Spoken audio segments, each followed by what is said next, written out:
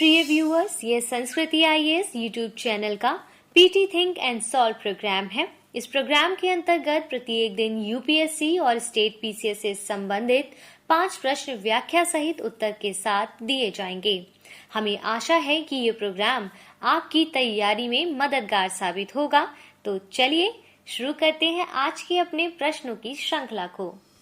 प्रश्न संख्या 1, चुनावी खर्च की अधिकतम सीमा के संबंध में निम्नलिखित कथनों पर विचार कीजिए।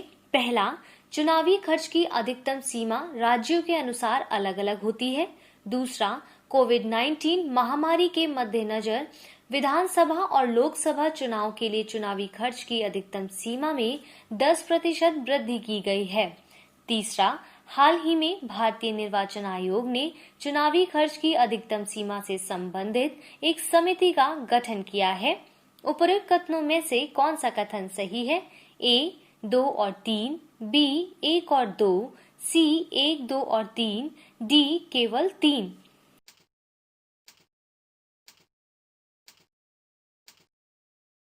इसका सही उत्तर है ऑप्शन सी, यानी चुनावी खर्च की अधिकतम सीमा राज्यों के अनुसार अलग अलग होती है। बिहार, उत्तर प्रदेश और तमिलनाडु जैसे बड़े राज्यों में चुनावी खर्च की सीमा अधिक है, जबकि गोवा, अरुणाचल प्रदेश, सिक्किम और कुछ केंद्र शासित प्रदेशों में निर्वाचित क्षेत्र एवं जनसंख्या के आधार पर चुनावी खर्च की सीमा कम है। अतः कथन 1 सत्य है। हाल ही में विधि मंत्रालय द्वारा विधानसभा और लोकसभा चुनावों के लिए चुनावी खर्च की अधिकतम सीमा में 10% वृद्धि की अधिसूचना जारी की गई है। यह कदम कोविड-19 महामारी के मद्देनजर एक अनुशंसा पर आधारित है। अधिसूचना में इस बात का उल्लेख नहीं है कि महामारी समाप्त होने के बाद यह वृद्धि वापस से ले ली जाएगी या नहीं। अतः कथन 2 भी सत्य है। इसके अतिरिक्त हाल ही में भारतीय निर्वाचन आयोग ने श्री हरीश कुमार और श्री उमेश सिन्हा की सदस्यता में चुनावी खर्च की सीमा से संबंधित एक समिति का गठन किया है। अतः कथन 3 भी सत्य है। तो इस प्रकार से ऑप्शन सी इसका सही उत्तर होगा। देखते हैं अपने दूसरे प्रश्न को। इथोपिया के संदर्भ में निम्नलिखित कथनों पर विचार कीजिए। पहला, यह अफ्रीका में क्षेत्रफल के हिसाब से दूसरा सबसे बड़ा और जनसंख्या के हिसाब से 10वां सबसे बड़ा देश है। दूसरा, यह सूडान के दक्षिण पश्चिम और केन्या के उत्तर में स्थित है। उपरोक्त कथनों में से कौन सा कथन सही है? ए केवल 1, बी केवल 2, सी 1 और 2 दोनों, डी ना तो 1 ना ही 2।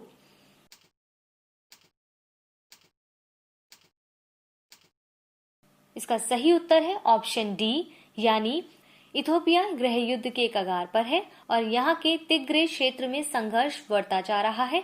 इथोपिया अफ्रीका का दूसरा सबसे बड़ा अधिक जनसंख्या वाला देश है और क्षेत्रफल के हिसाब से अफ्रीका का 10वां सबसे बड़ा देश है। यह कथन गलत है।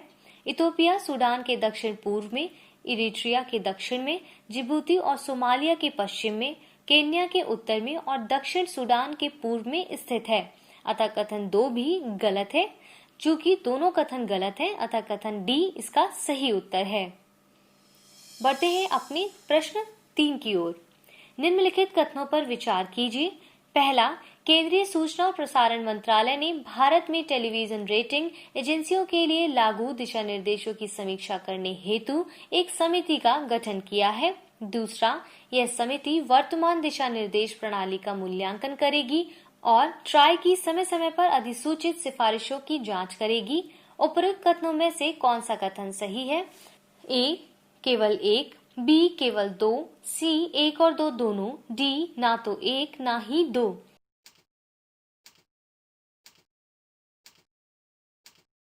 इसका सही उत्तर है ऑप्शन सी, अर्थात भारत सरकार के केंद्रीय सूचना और प्रसारण मंत्रालय ने भारत में टेलीविजन रेटिंग एजेंसियों हेतु वेमपति की अध्यक्षता में एक समिति का गठन किया है। यह समिति वर्तमान टेलीविजन रेटिंग दिशा निर्देशों की पुनः समीक्षा करेगी ताकि उन्हें अधिक विश्वसनीय और पारदर्शी बनाने के लिए विभिन्न प्रक्रियाओं को और मजबूत बनाया जा सके। अतः कथन 1 सही है, यह समिति मौजूदा दिशा निर्देशों प्रणाली का मूल्यांकन करेगी तथा ट्राई की समय समय पर अधिसूचित सिफारिशों की जांच भी करेगी। इस समिति को अगले 2 महीने के अंदर अपनी रिपोर्ट सूचना और प्रसारण मंत्रालय को सौंपनी होगी। अतः कथन 2 भी सही है। इस प्रकार ऑप्शन सी इसका सही उत्तर है। देखते हैं अपने चौथे प्रश्न को। अटल बीमित व्यक्ति कल्याण योजना के संदर्भ में निम्नलिखित कथनों पर विचार कीजिए। पहला, इसके तहत सभी असंगठित क्षेत्रों के कर्मचारियों को नौकरी छूटने की स्थिति में ESIC द्वारा 24 महीने तक आर्थिक सहायता प्रदान की जाती है। दूसरा, इस योजना के अंतर्गत नौकरी जाने के 60 दिन के भीतर आवेदन करना होता है। तीसरा, इसे श्रम एवं रोजगार मंत्रालय द्वारा वर्ष 2018 में प्रारंभ किया गया था। चौथा, इस योजना के लाभार्थी को कम से कम 1 वर्ष से ESIC के अंतर्गत बीमाकृत होना अनिवार्य है। उपयुक्त कथनों में से कौन सा कथन सही नहीं है? ए, केवल 1, 2 और 4, बी, केवल 2, 3 और 4, सी, केवल 1, 2 और 3, डी, केवल 1, 3 और 4।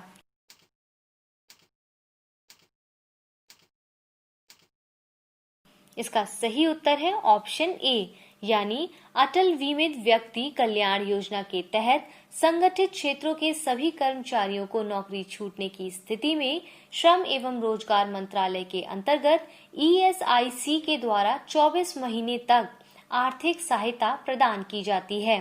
अतः कथन 1 असत्य है।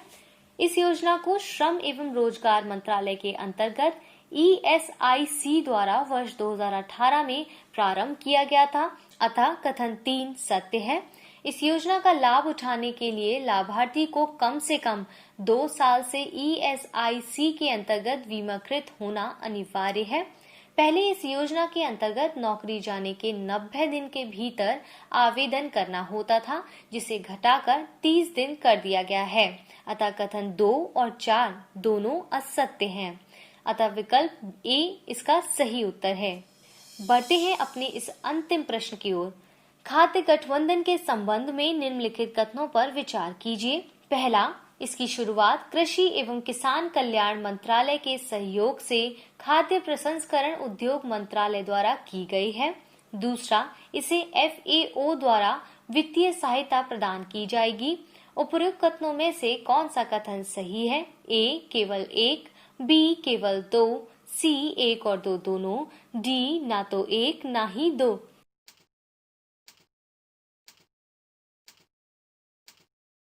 तो क्या आपने इसका सही उत्तर चुन लिया है?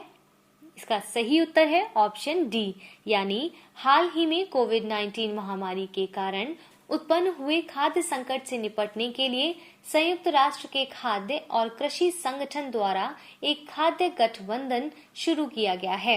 इसका प्रस्ताव इटली द्वारा किया गया है, जो खाद्य और कृषि संगठन के नेतृत्व में कार्य करेगा। अतः कथन 1 सही नहीं है। इसका उद्देश्य कृषि खाद्य प्रणालियों में लचीलापन बढ़ाना और भोजन तक वैश्विक पहुंच सुनिश्चित करना है। गठबंधन को वित्तीय संसाधन और तकनीकी सहायता इटली और नीदरलैंड द्वारा प्रदान करने की घोषणा की गई है। अतः कथन 2 गलत है। चूंकि दोनों कथन गलत हैं, अतः विकल्प डी इसका सही उत्तर है।